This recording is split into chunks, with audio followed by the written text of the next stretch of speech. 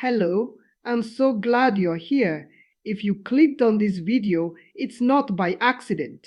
There's something stirring inside you, something that's been whispering that your prayers aren't going where they're supposed to. I know that feeling because I lived on the other side of it. For years, I wasn't someone who prayed. I was someone who studied why prayers fail. I walked in darkness deep enough to understand something most people don't even realize exists: a resistance, a silence, a barrier that forms when certain conditions are met. And what I'm about to share with you is not theory, it's not imagination, it's something I witnessed firsthand: patterns, behaviors, signals that made certain people easier to silence than others. The truth is, not all prayers rise the same way. Some are powerful, direct, unstoppable, but others struggle. They weaken, they fade, and sometimes they never seem to reach beyond the ceiling. Back then, we didn't call it blocked prayers the way people do now. We called it interference, a disruption of focus, intention, and alignment.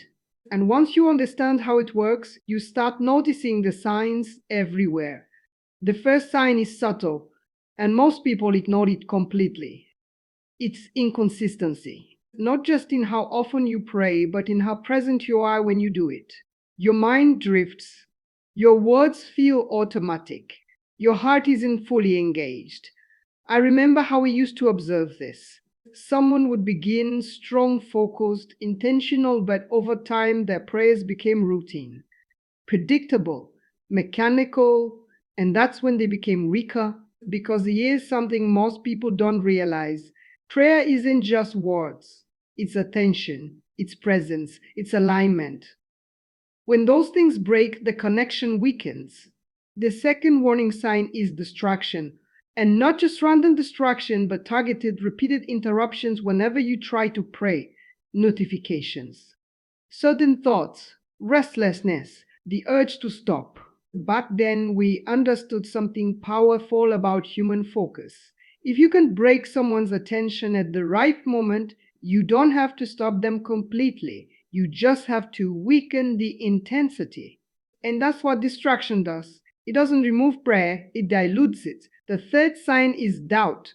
Not loud, obvious doubt, but quiet, creeping uncertainty. The kind that whispers, "Is this even working?" The kind that makes you rush through your words instead of feeling them.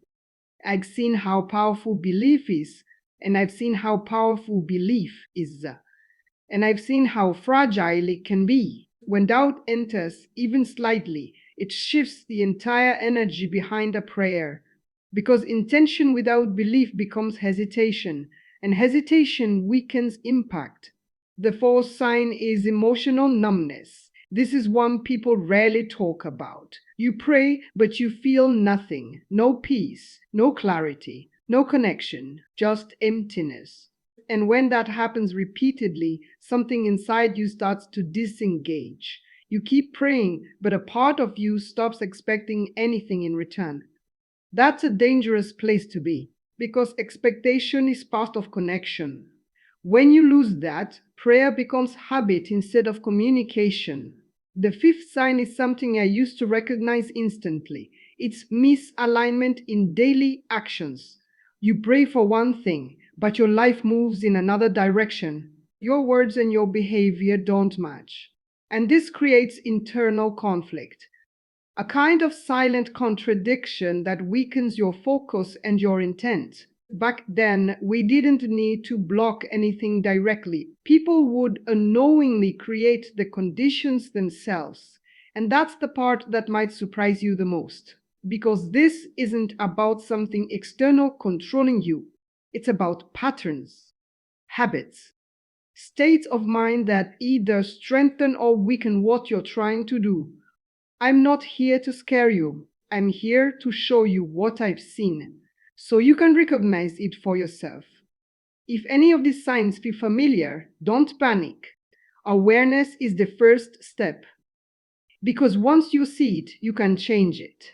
And in the next part, I'm going to reveal something even deeper, how these patterns form and what actually shifts when you start correcting them. Because once you understand that, everything about the way you pray will change. Welcome back. And if you're still here, it means something inside you recognized the signs I shared earlier. That quiet realization that maybe your prayers haven't been as strong, as clear, or as effective as they could be. I want you to stay with me, because what I'm about to reveal goes deeper than the surface patterns we talked about before. You see, those 5 warning signs aren't random. They don't just appear out of nowhere. They are built slowly, layer by layer, through habits, environments, and repeated mental states that shape how you think, how you feel, and ultimately how you pray. When I was living on the other side, we didn't look for bad people. We looked for predictable patterns, because predictability makes a person easier to influence, easier to distract, and easier to disconnect from focus. And one of the strongest patterns we studied was routine without awareness. When someone does the same thing every day, in the same way, at the same time, but without intention, their actions lose power. They become automatic. Prayer, when it becomes automatic, loses its depth. It may still be spoken, but it's no longer felt. And when it's no longer felt, it becomes easier to ignore, even by the person praying. I remember observing individuals who once prayed with intensity. Their words carried weight, their focus was sharp, their presence was undeniable. But over time, something shifted. They stopped engaging emotionally. They stopped reflecting on what they were saying. And slowly their prayers turned into background noise. Another pattern that played a major role was emotional overload. Stress, anxiety, frustration, these aren't just feelings. They shape your mental environment. And when your mind is overwhelmed, your ability to focus weakens. So when you try to pray in that state, your words compete with your thoughts. Your intention competes with your worries. And the result is a divided mind, one that struggles to stay present. That division is critical, because a divided mind cannot fully commit to a single direction. It hesitates, it drifts, it loses clarity, and that directly affects the strength of your prayer. Then there's something even more subtle, unresolved inner conflict. This is when your desires, your beliefs, and your actions don't fully align. You might be asking for peace, but holding on to resentment, asking for clarity, but avoiding truth. This creates tension beneath the surface, a kind of resistance that weakens your focus without you even realizing it. I used to notice how powerful alignment was. When someone's thoughts, emotions, and actions were all moving in the same direction, their presence became strong, focused, difficult to disrupt. But when those elements were out of sync, everything became scattered, and scattered focus is easy to break. There's also the role of environment. Where you are, what surrounds you, what you constantly expose yourself to, it all shapes your state of mind. Noise, chaos, negativity, these things don't just stay outside you, they enter your awareness. And when your awareness is cluttered, your ability to connect deeply becomes limited. That's why some people feel a difference when they change their surroundings before they pray. It's not coincidence, it's clarity. Now here's something that might surprise you. Fatigue plays a bigger role than most people think. When you're exhausted, your mind seeks shortcuts. It avoids depth. It looks for the fastest way to complete a task. So prayer becomes rushed, shortened, reduced to the bare minimum.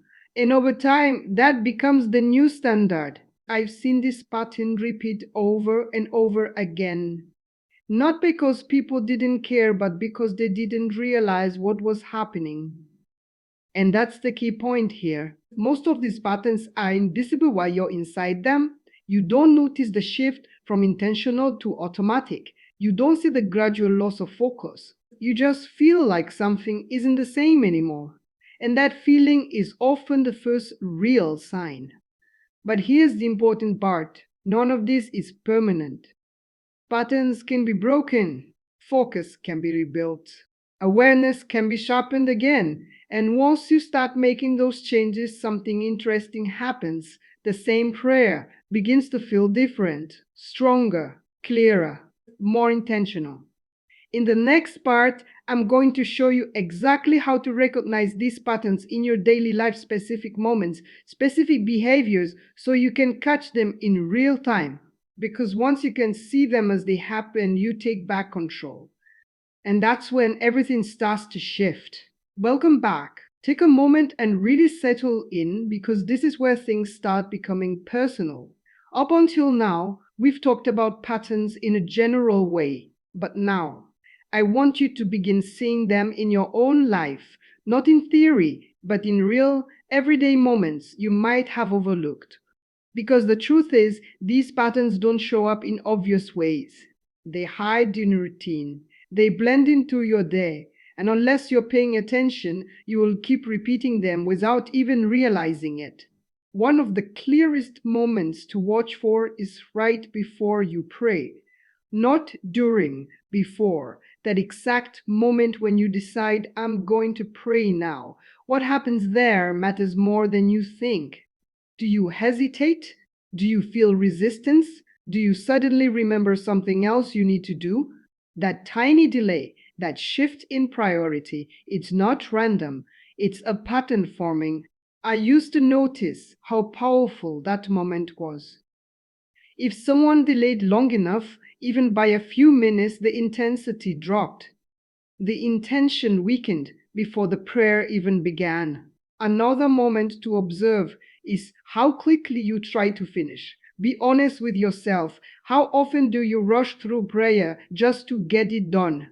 The words come out fast, almost like you're checking a box. That's not connection, that's completion. And when prayer becomes something you complete instead of something you experience, its depth disappears. Then there's what happens during the prayer itself. Your body might be still, your lips might be moving, but where is your mind? Does it stay with your words, or does it drift into thoughts, plans, worries? This is one of the strongest indicators, because attention is everything. Wherever your attention goes, your energy follows. And if your attention is scattered, your prayer becomes scattered too. I remember observing people who struggled with this. They genuinely wanted to focus, but their minds had been trained to jump from one thought to another. Fast, restless, unsettled. That kind of mind doesn't suddenly become still just because you start praying. It carries its habits with it. Another powerful moment to watch is right after you finish. This is something almost no one pays attention to. You end your prayer, and then what? Do you sit in silence for even a few seconds? Do you reflect? Or do you immediately reach for your phone, stand up, and move on?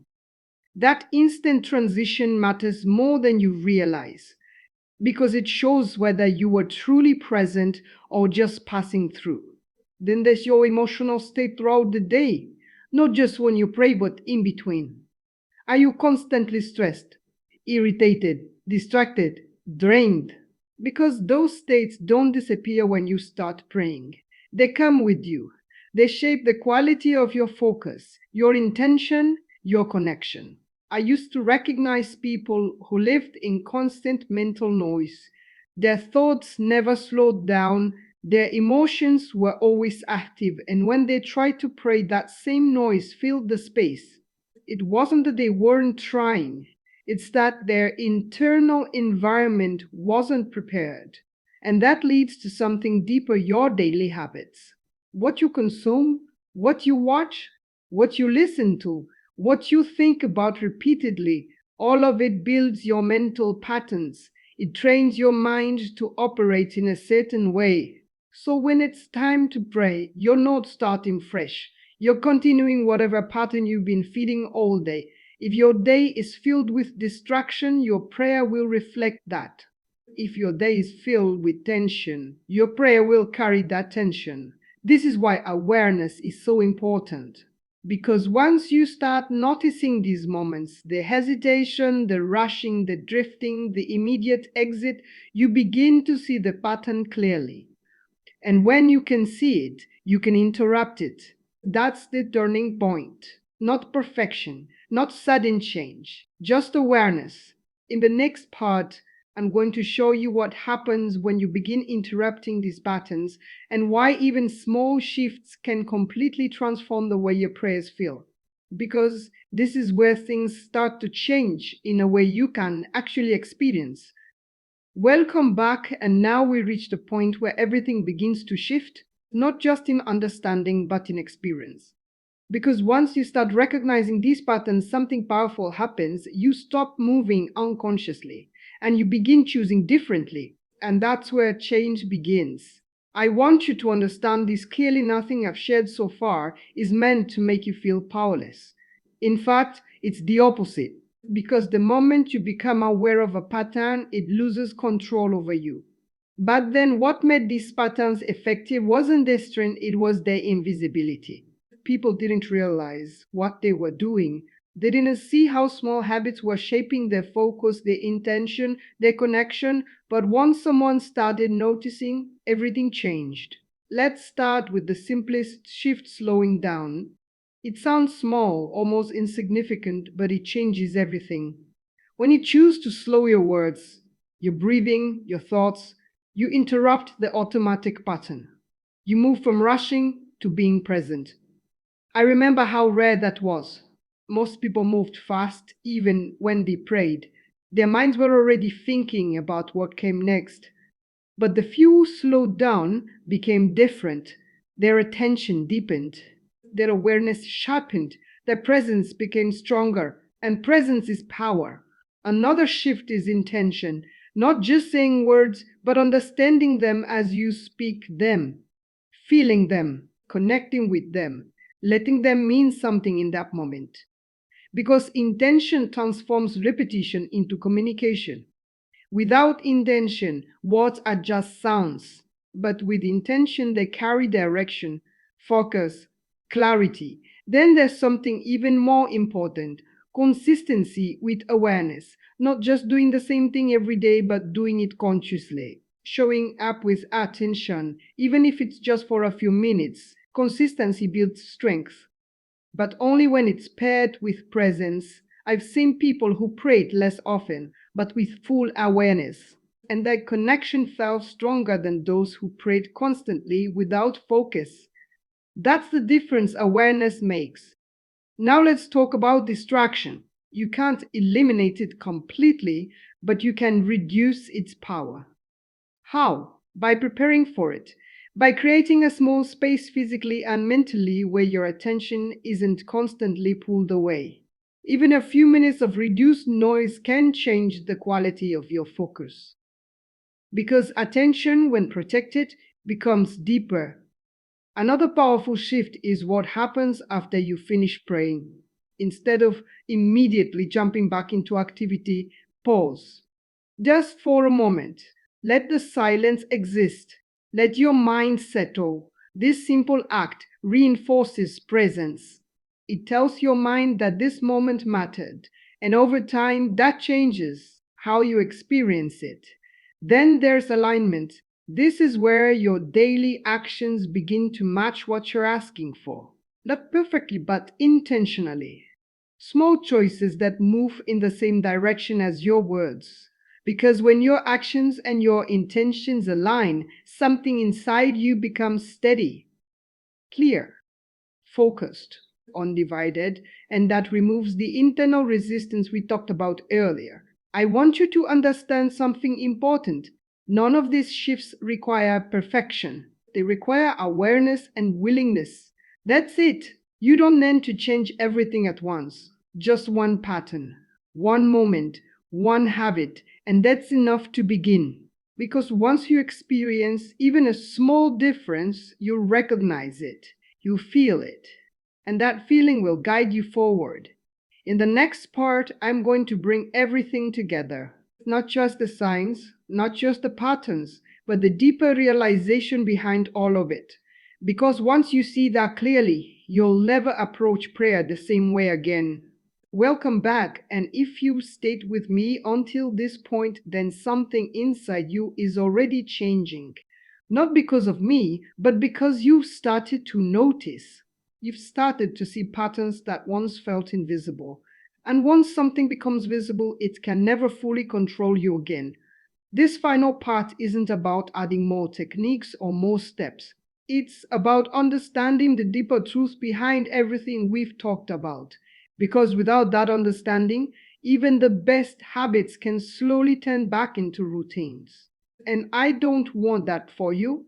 When I was living on the other side, we didn't fear people who prayed perfectly. We didn't even look for people who said the right words.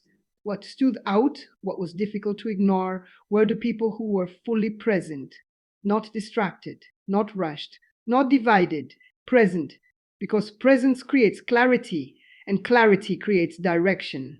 And when those two come together, something becomes very hard to interrupt.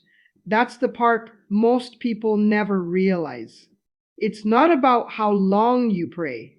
It's not about how many words you use. It's about how aligned you are in that moment, your thoughts, your emotions, your attention all moving in the same direction. That's where strength comes from. And the reason so many people feel like their prayers are blocked isn't because something is stopping them from the outside, it's because something is weakening them from within. Distraction, doubt, inconsistency, emotional noise, misalignment, not as enemies but as patterns. And patterns can be changed. I want you to think about that for a moment. Nothing we talked about is fixed. None of it is permanent. Every single pattern can be interrupted, reshaped, replaced. And it starts with awareness, not forcing yourself, not trying to be perfect, just noticing. Noticing when you rush, noticing when your mind drifts, noticing when your words lose meaning, noticing when your actions don't match your intentions. Because each time you notice, you create a choice, and that choice is where your power is. Back then, the people who stood out the most weren't the ones who did everything flawlessly. They were the ones who stayed aware, who kept returning to focus, who refused to let their attention be completely scattered. They weren't perfect, but they were intentional, and that made all the difference. So if you take anything from this, let it be this: slow down, be present, mean what you say, align your actions, even in small ways, and protect your attention because it shapes everything. You don't need to do more. You need to do it differently. Because the moment your attention becomes steady, your experience changes, your focus deepens, your connection feels real again, and when that happens, something inside you recognizes it instantly. There's no confusion, no doubt, just clarity. And once you feel that, you won't want to go back. So don't worry about getting everything right. Don't overthink it. Just start noticing and gently shift one moment at a time. Because you're not trying to become someone new. You're just returning to a state that was always available to you. And once you're there, nothing feels blocked anymore.